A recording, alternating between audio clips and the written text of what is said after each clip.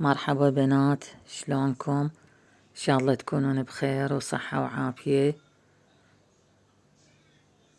هنا هسه عدنا دنيا ليل.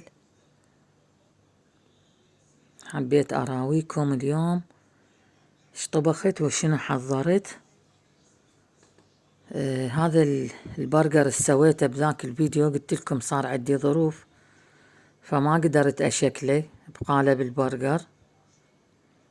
اليوم من فرغت شكلته خليته بالبراد حتى يجمد، وش وقت ما اريد اخذ من عنده، فحبيت اراويلكم اياه. هذا البرجر شكلته وجمد، هاي بعدين افرغه واخليه بحافظه او بوراق او عفوا باكياس النايلون. هنا هاي كان طبقات هواية اني شلت منه جمدت وتذكرت حبيت اصور لكم اياه.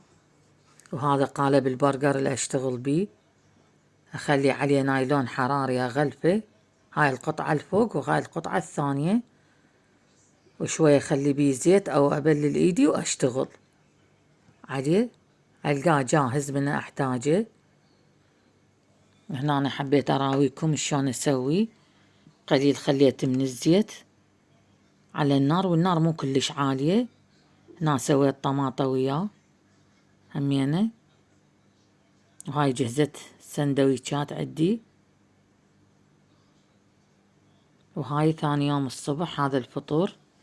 هيجي فكرة سهلة وبسيطة، عجنت كوبين طحين بالحليب والفانيلا وشكر وخميرة، اختمر وقطعته وخليته فد 10 دقايق يستراح. هاي سويته بالزيت قطعته. وهنا هاي اقراص الخبز صارت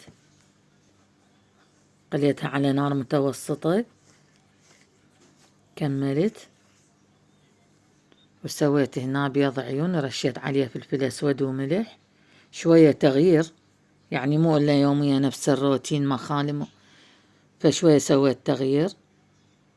هاي هنا رشيت على الخبز شكر يجنن بنات، صار طعمه جربوه بالحليب. هذا البيض عندي غطيت عليه ونصيته، وهنا جبن وزعتر، وهاي قشطة، شوية تغيير.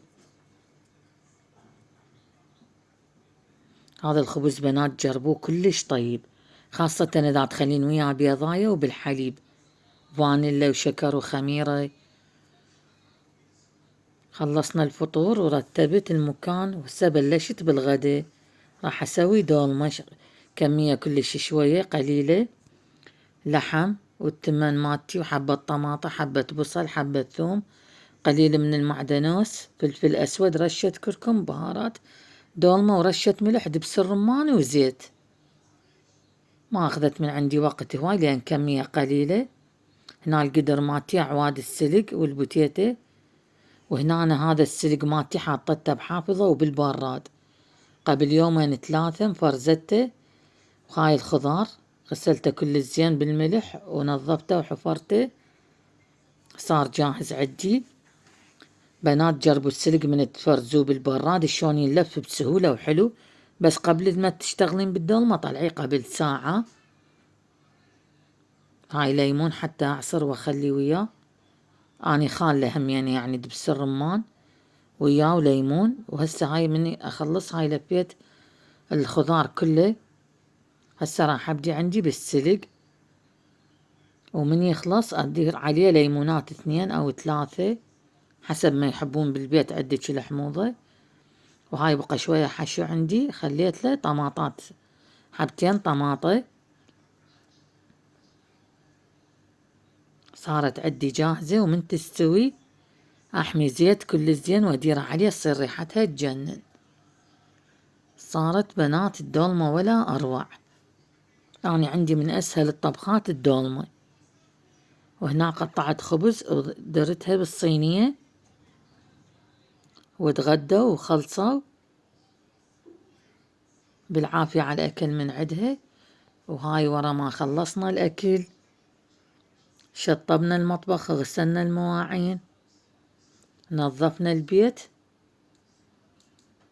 بنات لا تنسون اللايك والاشتراك وتفعيل جرس الإشعارات حتى يوصلكم كل شي جديد من قناتي. وهواي عندي فيديوهات إن شاء الله أنزلكم إياهن، بس وقت ماكو.